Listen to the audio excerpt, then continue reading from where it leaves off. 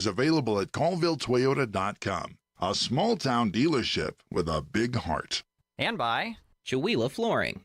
Chewelah Flooring at 214 East Clay in the 3rd Street Mall offers a wide variety of products including carpet, ceramic and porcelain tile, vinyl and laminate planks, and vinyl sheet flooring. Chewelah Flooring carries products for both commercial businesses and residential homes, including brands like National Flooring, Dell Tile, Mannington, and Mohawk. They also offer blind repair.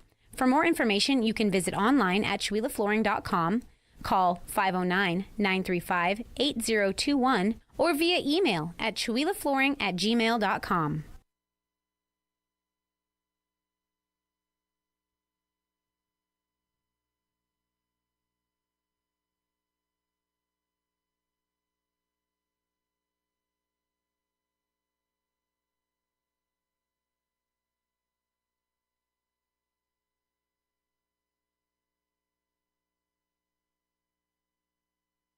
We interrupt this program to bring you a special report.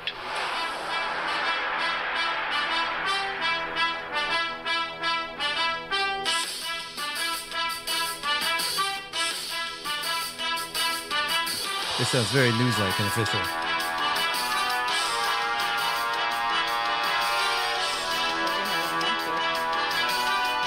What's that? Right? All right. Good afternoon, ladies and gentlemen. Apologies for all of the silent moments and hiccups there. We're having some internet issues here. I think there's some internet issues happening all around the area. I know it's been going on for several hours for just about everybody here in Chewelah. I was over even picking up some prescriptions earlier, and they're like, "Ooh, I hope you're paying cash because our computers are down."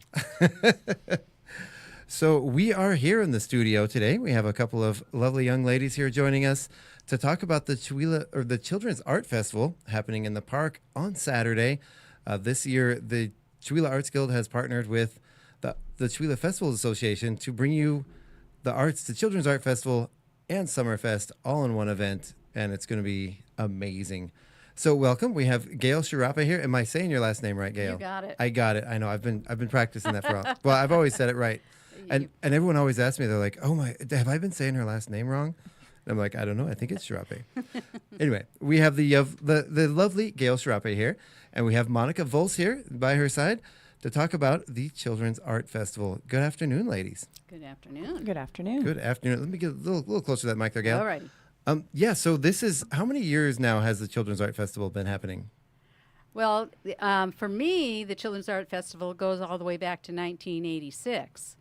I started doing the children's art at Chautauqua when my daughter was just a baby. Aww. A friend of mine said, "Hey, they don't have any kids' activities down here," and I was doing a daycare at the time. So we sat by the creek and did great big mural paintings, and as each one was done, we put it up behind the center stage. And then every year after that, I continued doing it. We moved to the other side of the creek. We put up these very elaborate tents, which were very complicated in putting up, and brought in entertainment and lots of activities. And I did that for 20 years with just a few helpers. And then my daughter had grown up. Imagine that, after 20 years. As they do. Little jerks. And so I went to the Arts Guild, and I said, "Hey, you want to take over this event, keep it going?" And they graciously said yes. So the next 20 years has been under the help of the Chewelah Arts Guild. Very cool. So this was something that you personally started just to have something to do? For the kids, something for the kids to do. Something for the kids to do, yes. Yeah. And I was, I had a daycare in town at the time, so that was kind of my passion and having fun things for kids to do. What were some of the first things that you remember doing? Were there any activities that stood out above the rest, do you think? Well, I had some wild ones. One year, my son had his car was kind of falling apart, and it was an old car. And we brought the car into the park covered the windows with cardboard, and let the kids paint the car. Wow. And then we also glued McDonald toys all over it. And it was running, so we did drive it through the parade. Nice. Did he continue to drive it after that? You know, if anybody out there knows Harry Riverbottom, I don't know him, but I love the name. if you haven't heard of him, you should, because he was a local legend. I traded the car to Harry Riverbottom for a set of teepee poles. That's a great trade. It was a great trade. A painted McDonald's toy car for some TV poles. That, And part of it was you had to drive it around with the toys on it for a while anyway. oh, did he? And he did. Nice. How long do you think he drove it around? Oh, well, I'm not sure about that. I love it. I love it. All right. So, Monica, you're sitting over there. How long have you been involved in this? Well, I joined the Chewelah Arts Guild in February as a board member, and I became interested in the festival back when my kids were younger. I believe we attended the first event under the new pavilion when my kids were maybe 3 and 6. And all through their growing up into the middle school years, they went every year. Nice. And then last year I came down and helped because it looked like fun. And then I sort of got roped into more helping. And now I'm the co-chair along with Tom Bristol. So the two of us keep it organized and make sure that all the details happen. Awesome. Yeah. Well, and like I was talking to you guys before, since we've lived here, we moved here in 2017, and I think we've either attended or at least done an activity pretty much every year since we've lived here. Not going to this year, that's okay. It's going to be amazing. Really looking forward to it. Now, for us, even though our kids now are 18, they're still looking forward to going to the kids' activities over there, to the Children's Art Festival, because I really love a lot of the activities that happen there. And there's a lot of times if I wasn't actively involved in doing them, I would want to do some of those things myself. Absolutely. So what do you say to the parents that want to come along with their kids and also participate? Well, Is that encouraged? they definitely have to come with their parents, Yeah. or the children come with their parents. The parents need to be there. And if there's space, but typically the kids take up all the spots. So the parents often just have to watch and wish and that they could participate. But they are welcome to participate. Yeah. I got you. And we still have, I still have some of the things that our girls did from years and years ago. Gourds, birdhouse gourds, painted gourds, and things like that that we kept. They just create some pretty amazing things. That's awesome. So what are we looking forward to this year? What kind of things do you guys have planned? Well, we have a full schedule of wonderful things going on. Some of them are things that go on kind of all day. There's kind of always easel painting going on, which is a very popular activity where the kids can explore painting, and that just is an ongoing activity. I will be doing another community weaving project this year. Nice. That I started at Valley School. At the end of the year, we did a big art day sponsored by the Chewelah Arts Guild, where we brought in a bunch of artists to the school and did a full day of art at the school. And this was one of the projects there. And there's more to be added to it, so I'm looking forward to adding to that and doing other weaving projects throughout the day.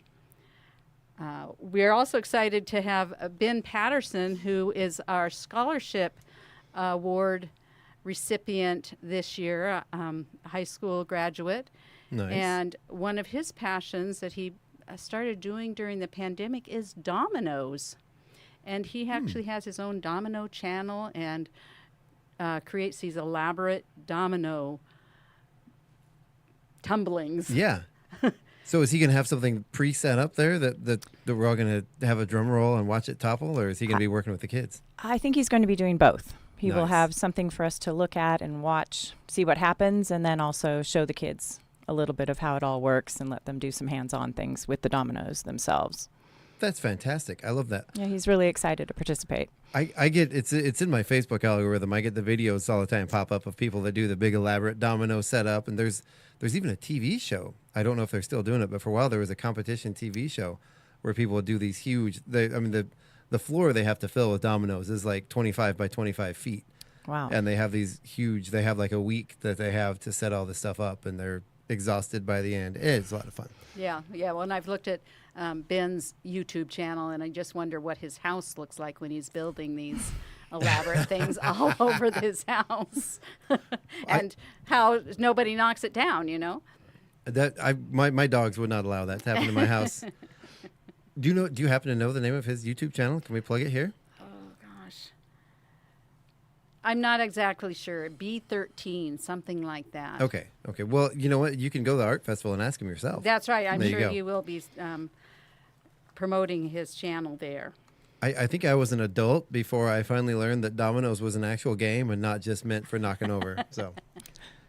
And I was just No. going to say, one of the next things coming up. oh yeah, please. We have some activities where the kids can move around as well, so it isn't just working with their hands. And so we have Sandra Collins, who's going to be doing hula hoop lay relays, and she said that's fun for the whole family. So she's Yeah. hoping family and friends will participate in that. I'm not exactly sure what it is going to involve, but she's been making new hula hoops for the event, and that will be going on from 9 to noon before it gets too hot. So kids That's will be good. able to be moving around while they can take a break from art. Right. I love that, and I know for years Gina's been there doing dance movements. She's not Not able this to make year. it No, this year, she wasn't but able to make it this yeah. year. She was certainly invited and probably coming back next year. I do know that she's going to miss it. She laments. I've heard her like 3 or 4 times. Oh man, I wish I could be there. I've never missed one of these. I know. Yeah, she's been a standard for going way, way back. Oh yeah, I know she is.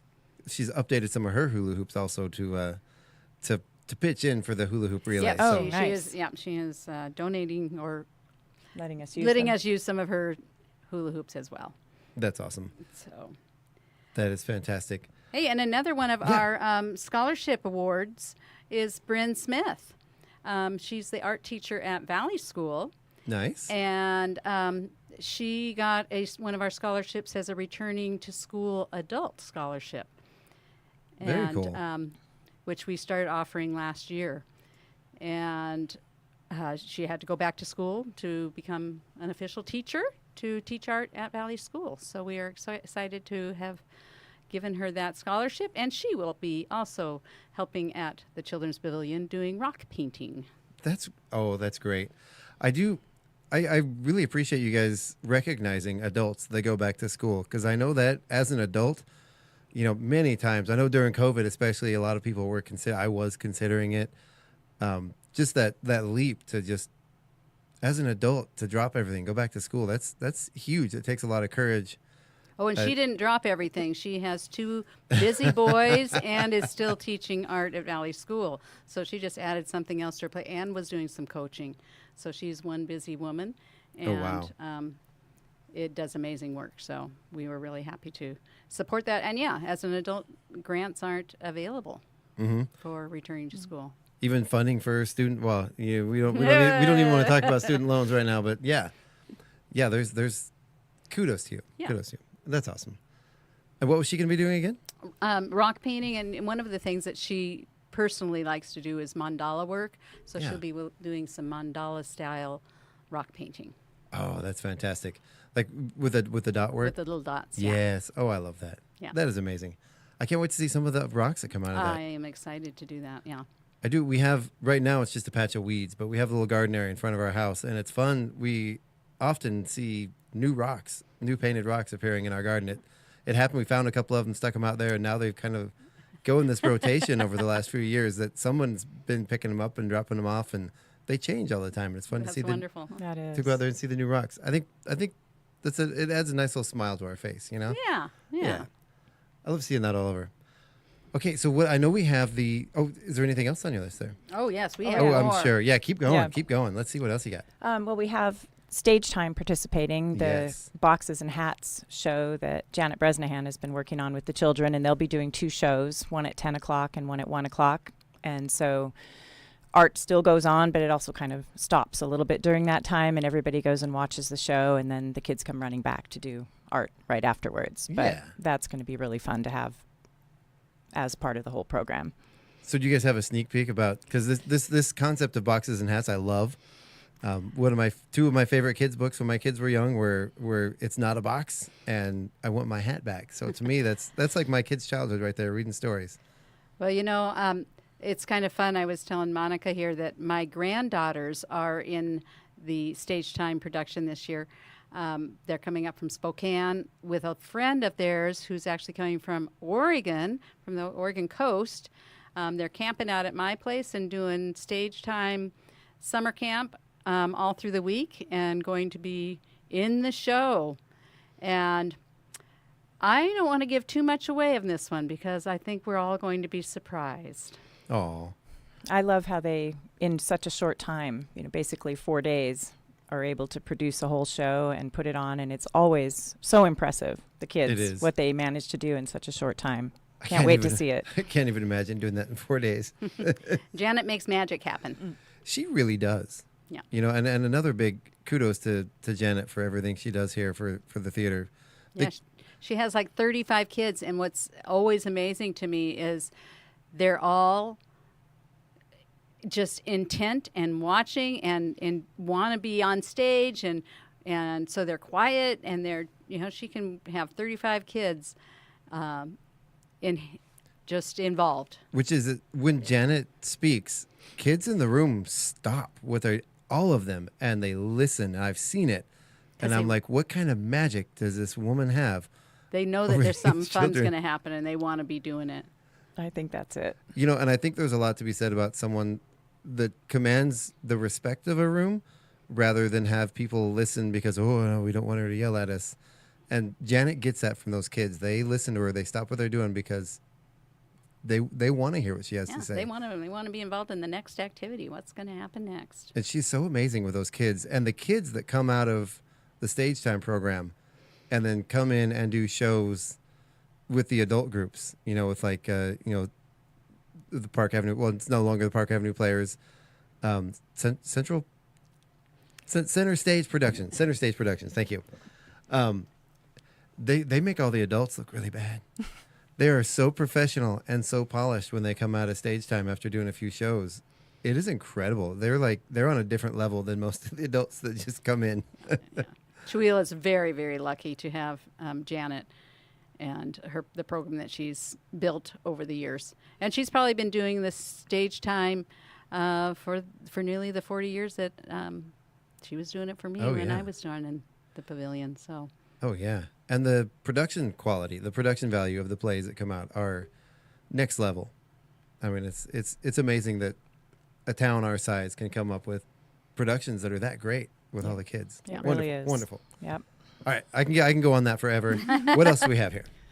Let's see. We have shaving cream marbling with Nice. our local artist, Jamie Thompson. And she did that activity last year as well. Very, very popular combination of watercolor paint and shaving cream and trays and paper. And the art is just beautiful. When Creates a marbled effect. Yeah, and then when they scrape off the shaving cream, they don't really know what to expect. And when they first see what they've created, they're just kind of blown away by the beauty of it. You can frame them. Yeah. They're absolutely beautiful. And I've seen people take that and then do artwork on top of it and use that as the background for their art. Exactly. Yeah, It's really neat I'm stuff. hoping to help make that happen a little bit this year too. Nice. I love especially you see a lot of like black line drawings over the background, and it really makes that that background sort of pop. With those black. Yeah, I love it. I love it. We have Kim Goot doing Picasso masks out of cardboard and Nice. painted and then elaborated on. That should be a real fun project as well. Nice. I love that. So Picasso masks. That's doing all the crazy shapes. Crazy that your eye may be here. You may have two eyes. You may have one eye. Your nose may be on the side of your face. I don't know. A little cubism going on. I love it. I love it. Yep. Colorful cubism. Lots of We color. could have called it that. Colorful cubism. Yeah. I love it. All right. So what? Keep there's going. more. Don't, There don't, is don't more. stop. Keep it rolling. Yeah. We have a new activity this year, some leather work, which is going to be really great for the Yes. kids to do, just a different medium. And Lynn Cassidy will be heading that up. She's one of our, amazing leather artists here who's creating and It's just beautiful purses stuff. and Yeah. bracelets and everything that she sells. And so the kids are going to be making zipper pulls and bookmarks, doing some braiding, some stamping, different things with the leather, and they'll be able to take something away that's very unique. And That is cool. I think they'll really enjoy it.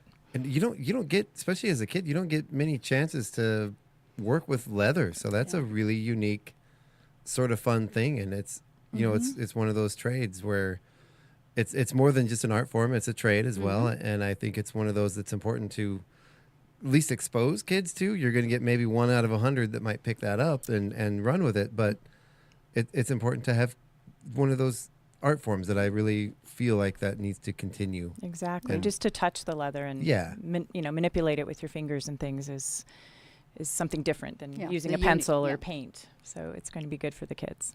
Exactly. And something that can be really elevated too. I've seen some amazing leather work. Absolutely. We've got another new artist by the name of Nicole Stewart. She's coming to us from Colville, and she's a fiber artist and a painter and all sorts of things, but she's bringing beeswax modeling. And I don't think anybody's heard of that. Nobody really knows what it is. I am familiar with it, and it's they'll be working with pieces of flat, smelly, wonderful smelling beeswax, and then you can create three-dimensional sculptures basically out of it. They'll be handheld size, so they're small, but you can create animals and people, and there's special techniques. It warms in your hands, and it smells good and feels good, and I think the kids are going to enjoy that experience as well. I love the way your hands feel after you've been playing with beeswax. Yeah. They're so soft they and they're smell so good. And I'm not a lotion person. I can't stand having things on my hands, but beeswax that's something that it doesn't make your hands feel gross, and they No, smell it nice, doesn't. and No. they feel clean when you're done. It smells really good. Yeah. So that's a couple unique new Yeah. activities that will be happening to look forward to. And those are happening in the afternoon, starting at 1:30. So those are some afternoon activities. We have Sherry Katzer coming back and doing some watercolor painting. Nice. So we have some actual watercolor painter to do. She likes to she works with the kids and pulls out what they want to do. Yeah. So that should be a fun afternoon activity. And then Suzanne Greep is going to do some haiku collage again. Nice. The kids created beautiful work last year doing that. And so will be a fun activity at the end of our schedule. Yeah. I remember seeing the haiku collages last year. Really, really fun stuff. It's amazing some of the poetry the kids come up with. Yeah, Some and of all it's ages, beautiful all poetry. ages. Yeah. Yeah, that's amazing. You know, and you talked about like with the watercolor painter. What was her name again? Sherry Katzer. Sherry Katzer. You talked about her pulling these out of the kids. It's amazing to see the kids working with the art teachers and working with the artists, and what they can get out of. Like like you said, literally sometimes pull the stuff out of the kids. Sometimes you see the kid's face, their eyes. You know, Yeah. the kid. Their eyes light up. They didn't realize they could do this stuff. Yeah. And I love that moment when a child is like, "Oh man, I'm an artist." Yeah. You know. Yeah, I can create. It's a fun thing to experience, of seeing that in somebody else, especially when you have such a hard time seeing it in yourself, you know. All right, so the times again for this starts at 9 a.m., right? 9 till 5. And pretty much every hour, the activity changes to something else, so the kids can slip in and out. They don't all take an hour to do, so you can Right. come in and then you can go get a bite to eat or see what else is going on at Summerfest and come back for the next activity. The library is also going to have a booth nearby us, and they will have some activities to do as well. So that will be another added feature close by us. And Outstanding. so the kids can participate in that as well. Do you know what the library is going to do? Because I I talked to them don't a little yet. bit. Do you know? I don't. I know at one point we had discussed them doing like a story time. I'm not sure they have someone to read the stories, but I hope so. And we talked about it once during the Summerfest meeting, and I was like, well, why not put them up on the main stage? You know, Yeah, and we used to bring storytellers in. Spokane had a storyteller league, and we used to bring storytellers in, and it was always wonderful. you know, and some of the feedback was like, oh, well, we want to have the kids active. We don't want to have the kids activities on the main stage. We want to, have the music playing.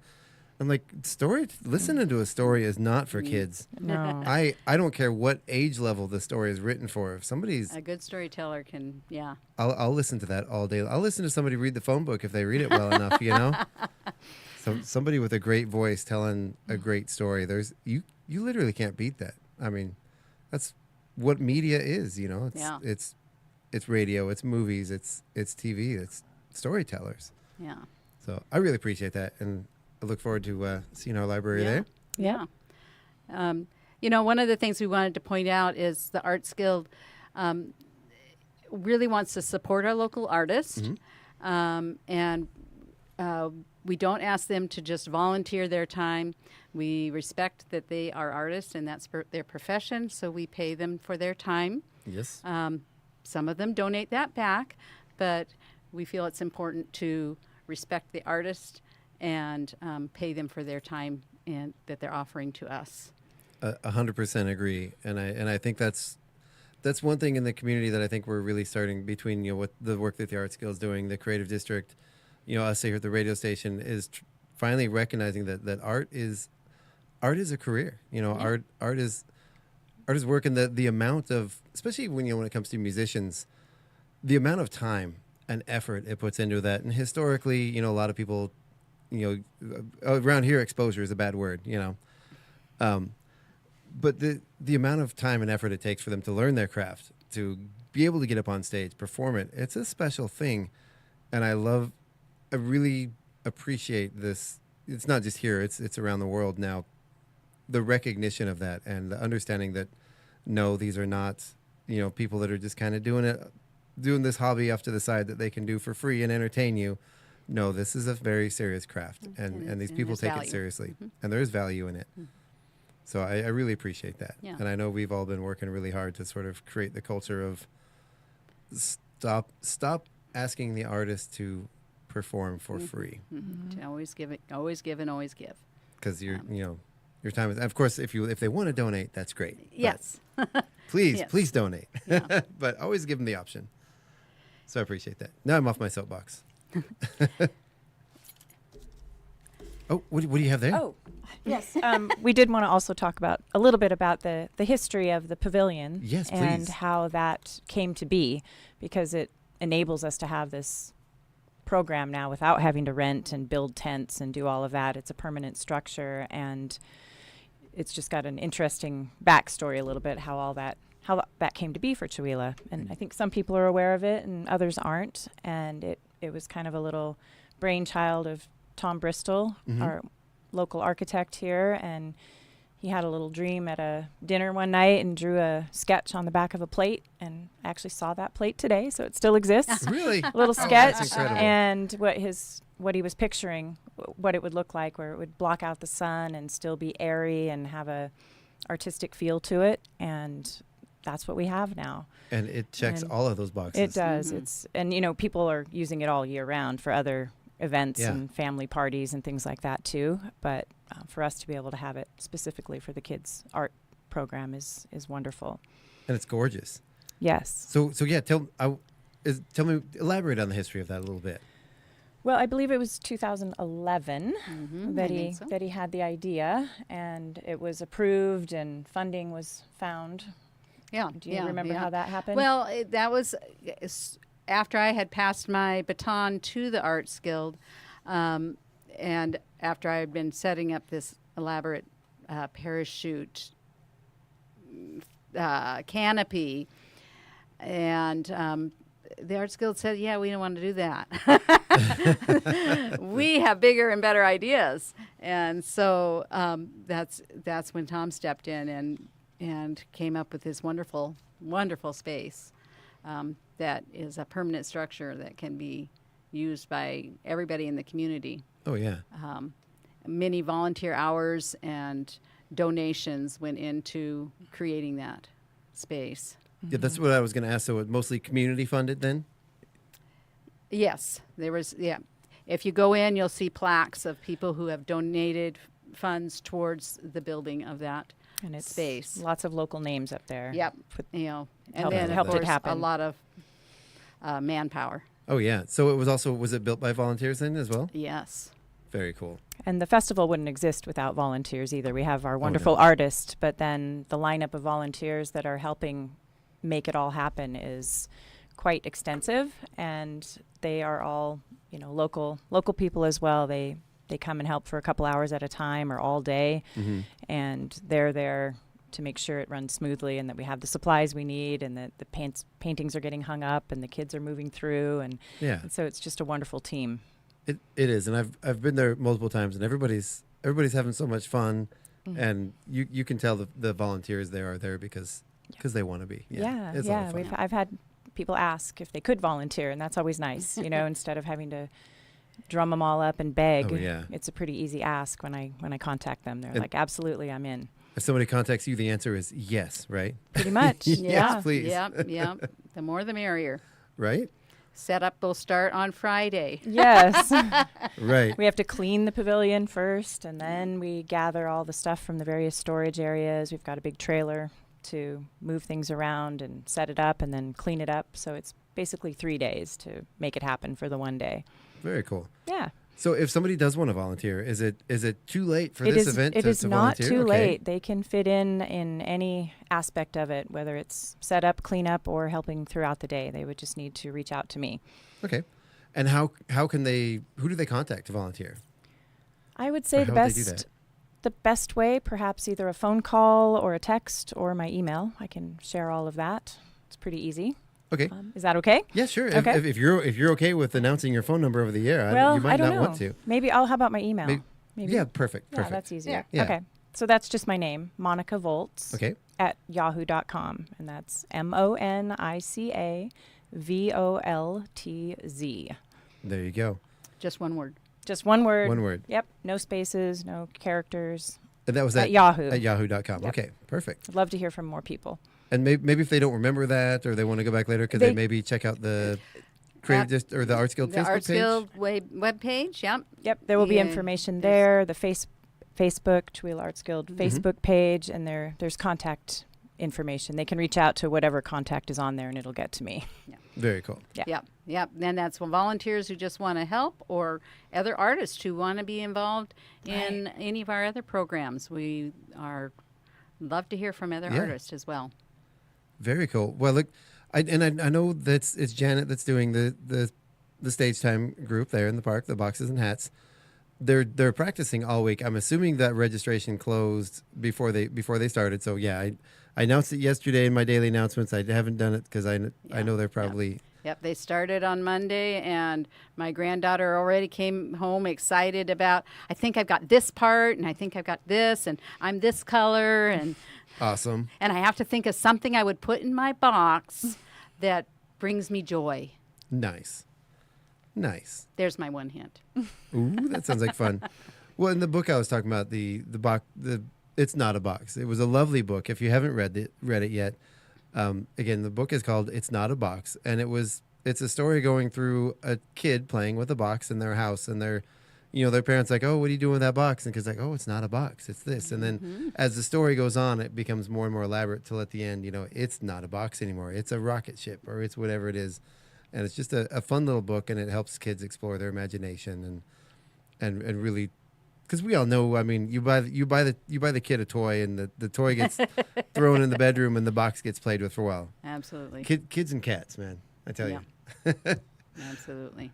We even had in our house for a long time. We had a dog bed they had their dog bed, and then we got a new couch, and there was a great big box that came with a couch. The dogs ignored their dog. We ended up getting rid of the dog bed, and we kept that cardboard box in the house for a year. We put their blankets in it. We cut it out right until they had a wrestling match and destroyed it. So there you go. You didn't need to know. You didn't care about that. Boxes Well, and are we're fun. using boxes with Picasso masks. That's all being made out of cardboard boxes. So there you go. Another use for them. Outstanding. One of Janet's favorite things that I did at the Children's Festival was a big box maze, where I collected the big refrigerator boxes, and we created a big maze, and then I would give kids cans of paint, and they'd go inside and paint all over the maze. I love that. And then we gave them kaleidoscopes, so they could go. You could walk through the maze with a kaleidoscope. You know, those ones that have all the make everything look like bees' eyes. Oh yeah, that's cool. You know, one thing I've always wanted to do for the Children's Art Festival, but I could never figure out the logistics of how to clean up the mess. I've always had this dream of having kids or adults or whoever, maybe you'd have to have like volunteers to do this part of it. But stand, like wear coveralls or whatever, stand in front of a large hanging canvas and have other people throw paint-filled water balloons at them. I just think that it would have to be something on a larger scale, something that would eventually be mounted on the side of a building or something. But have that happen. But I just can't imagine the mess it would create. Yeah, I've had that thought. I think I have a pair of white coveralls that I've thought, have kids paint this.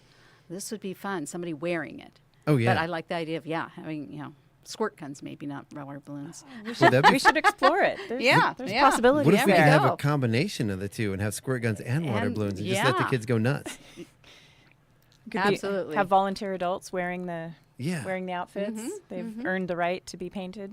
See, because my thought was, you can have like coveralls for the kids or whatever, but how do you keep them? Because paint's going to get everywhere. Yeah. So it would have to be a volunteer. Yeah, you'd want volunteers wearing the outfit. Mm-hmm. I think we even proposed it one year when we were coming up with something, and I think it might have been the year we did the giant 8-foot slingshot, but yeah, the Arts Guild and us both, we were kind of like, yeah, that's probably not the best idea till we put more thought into it. Yeah, we'll keep that on the burner. Mm-hmm. We could do that. Let me know when you do, and I'll participate. I'll help with that. All right. So, is there anything else you guys want to talk about? Anything? A reminder of what's happening. It'll probably be a pretty hot day, so Yes. we'll have cold water available for everyone. There's also some little wading pools that we clean off in. We have hoses and little sprinklers with misters, and Nice. so it kind of brings the heat level down, so they can stick around for a while. and there's the creek, of course. Yes. Oh yeah. It is. That is a very good point. It is going to be hot. Make sure you stay out of the sun as much as possible. We're going to be Bring your running around. sunscreen. Exactly. I just took a look. I've actually got the weather forecast pulled up in front of me. We're looking at a high of 95 degrees Yeah, and sunny hydrate. skies. So yeah, stay hydrated. Stay out of the sun. Wear your sunblock. Yeah, Never go outside without your absolutely. sunscreen in this weather. Absolutely, it's going to be hot and it's going to be a fun day at the park. It will be. It will be. Well, thank you guys so much for coming in. I Thank appreciate you. it. Everybody looks forward to the Children's Art Festival every year. This year, I'm excited to see this huge sort of the two events coming together and becoming bigger. It almost, I don't want to say the word again, but it's almost becoming maybe a little Chautauqua-like. Chautauqua-y, yeah. Maybe next year the festival might be more than one day. I don't know. I know there are people coming from outside the Chewelah area, so Yeah. it's growing. I think it will never be Chautauqua, but maybe someday this will continue to grow and blossom and be its own new thing. Yeah, Absolutely. So. absolutely. All right. So All right. the Children's Art Festival Saturday at the Summerfest from 9 a.m. until 4 p.m. Correct? We actually go all the way till 5. Till 5. Yep. So just slap me upside the head if I say the wrong thing. That's okay. So 9 to 5 Children's Art Festival in the park. Also going on is Summerfest on the other side. But I do want to actually talk to you about this isn't babysitting. This isn't drop your kids off and walk away. The parents do need to be present. Absolutely. Yes, they can't So- go to the beer garden. Yeah, so you're not going to drop your kids. Yeah, exactly. So make sure you're present, and plus you get to see your kids having fun and get to do all the stuff, and then you can drag the kids to the stuff they don't want to do later. Exactly. The Well, parents who- enjoy being there. Oh, They I really know. they I have know. a good time too. I know. I always did. I always enjoyed having my kids down there. So Gail, Monica, thank you so much. Children's Art Festival 9 to 5. I think that's about going to do it for our show today. All right. Thank you. I appreciate you guys coming in. Thanks for having us. And thank you for listening to KCHW 102.7. You can tune in right here tonight from 6 to 9 p.m. We're going to have Dr. Jazz for you. Then from 9 p.m. to midnight is the Soul Show with Mike Canton.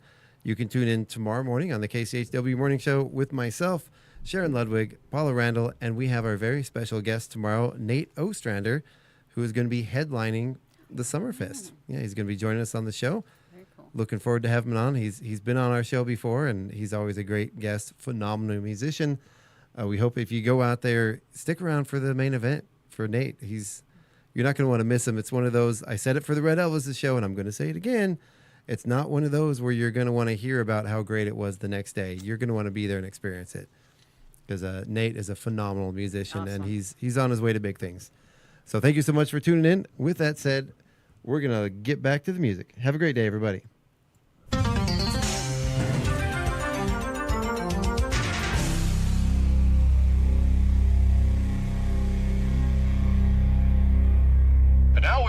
to our regular scheduled program in progress.